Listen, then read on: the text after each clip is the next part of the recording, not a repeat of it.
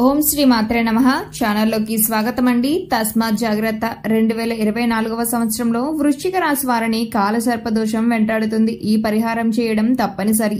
అయితే ఈ 2024వ సంవత్సరంలో ఈ రాశి వారి జీవితంలో కాలసర్పదోషం కారణంగా ఎలాంటి మార్పులు జరగబోతున్నాయి, వీరు పరిహారం ఏ విధంగా చేయాలి, అసలు కాలసర్పదోషం అంటే ఏమిటి వంటి ఆసక్తికరమైన విషయాలను గురించి ఈ వీడియోలో వివరంగా తెలుసుకుందాం. కానీ అంతకంటే ముందుగా మీరు కనుక మన ఛానల్ సబ్స్క్రైబ్ చేసుకోకపోయినట్లయితే సబ్స్క్రైబ్ చేసుకుని పక్కన ఉన్న బెల్ ఐకాన్ నొక్కి ఆల్ సెలెక్ట్ చేసుకుంటే మేము ఇలాంటి వీడియోస్ అప్లోడ్ చేయగానే ముందుగా మీకు నోటిఫికేషన్ వస్తుంది.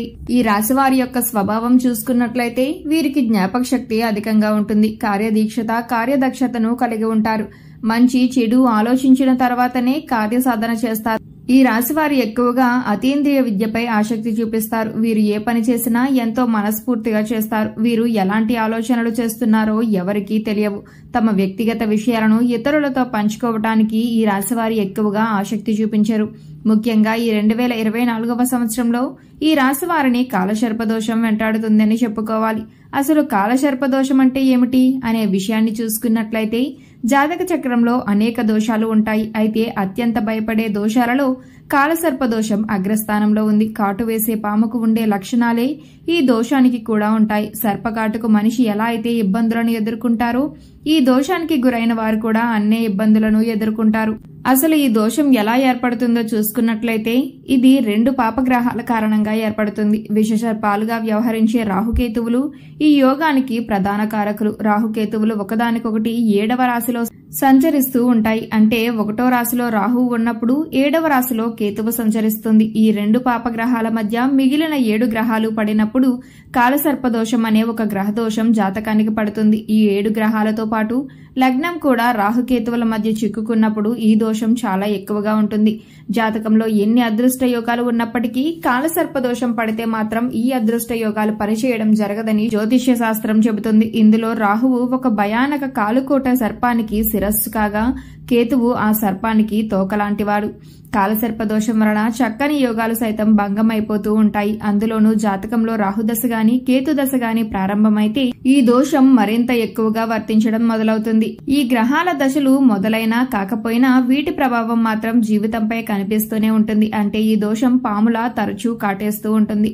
అసలు ఈ కాలసర్పదోషం ఎలా వస్తుంది అనే విషయాన్ని గురించి చూసుకున్నట్లయితే జన్మజాతకంలో కాలసర్పదోషం ఉన్నటువంటి వారికి పూర్వజన్మలో లేదా ఈ జన్మలో పాములను చంపిన వారికి లేదా వివిధ మంత్ర ఔషధాలతో సర్పములను బంధించిన వారికి, పుట్టలను తవ్విన వారికి, పుట్టలను తొలగించి వాటిపై గృహాలను కట్టి నివసించే వారికి కాలసర్పదోషం వర్తిస్తుంది. అయితే ఈ సంవత్సరం ఈ కాలసర్పదోషం అనేది ఈ రాశి వారిని వెంటాడుతుంది. ఈ దోషం కారణంగా వీరు అనేక ఇబ్బందులను ఎదుర్కోవాల్సి వస్తుంది. వీరు ఏ పని తలపెట్టినప్పటికీ కూడా ఆ పని ఎలాంటి విఘ్నాలు లేకపోయినా సరే పూర్తి కాదు. అలాగే వివాహంలో ఆటంకాలు ఎదుర్కొంటారు.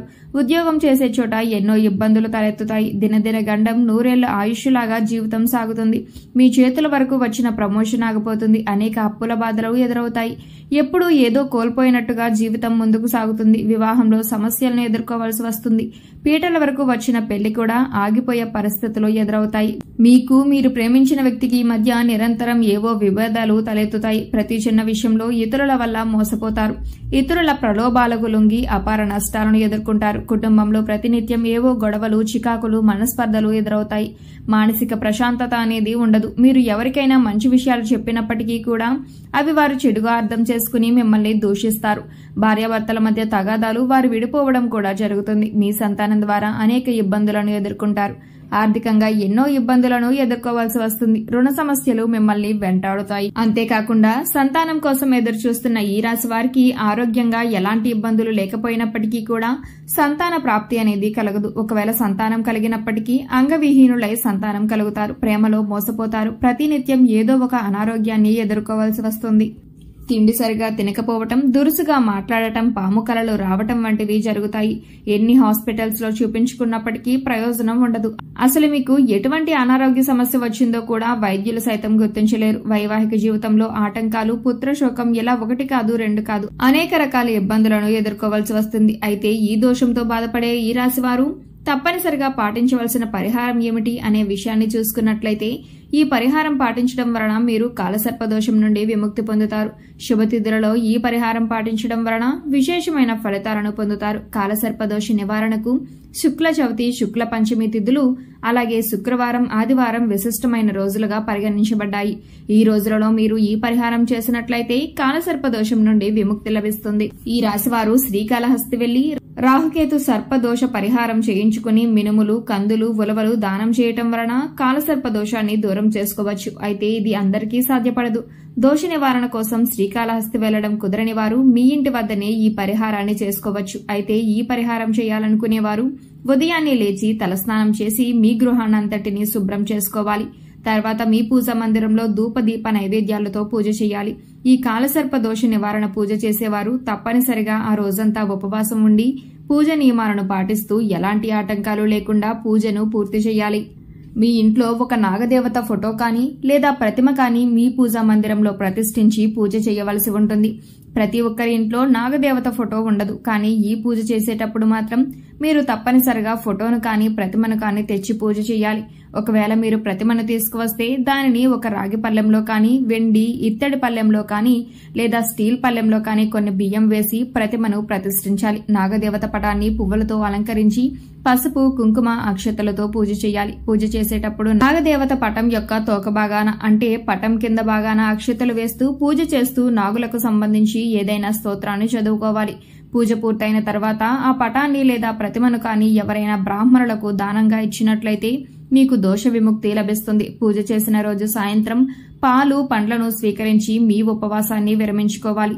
ఈ విధంగా దోష విముక్తి చేసుకున్న వారికి ఎలాంటి ఇబ్బందులు తలెత్తవు. వ్యాపారంలో ఎదుగుదల కనిపిస్తుంది.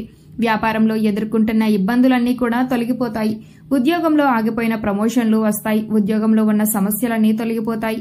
వైవాహిక జీవితంలో ఉన్న సమస్యలు, సంతాన సమస్యలు, ఆర్థిక సమస్యలు, రుణ సమస్యలు, భార్యాభర్తల మధ్య తలెత్తిన విభేదాలు, కుటుంబంలో ఏర్పడిన మనస్పర్ధలు, ఇలా మీరు ఎదుర్కొంటున్న అన్ని రకాల సమస్యలు కూడా ఈ పరిహారం చేయటం వలన పూర్తిగా తొలగిపోతాయి. మీ జీవితం మునుపటిలా సంతోషంగా ఉండాలంటే మాత్రం ఈ రాశివారు తప్పనిసరిగా ఈ పరిహారం చేసి తీరవలసిందే.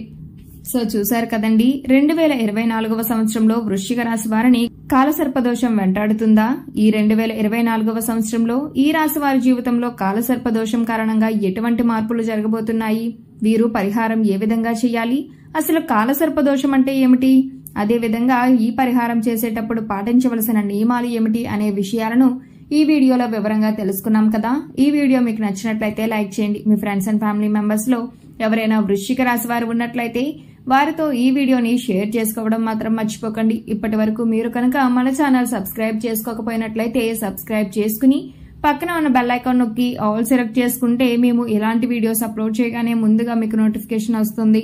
మరో చక్కటి వీడియోతో మళ్ళీ కలుసుకుందామండి.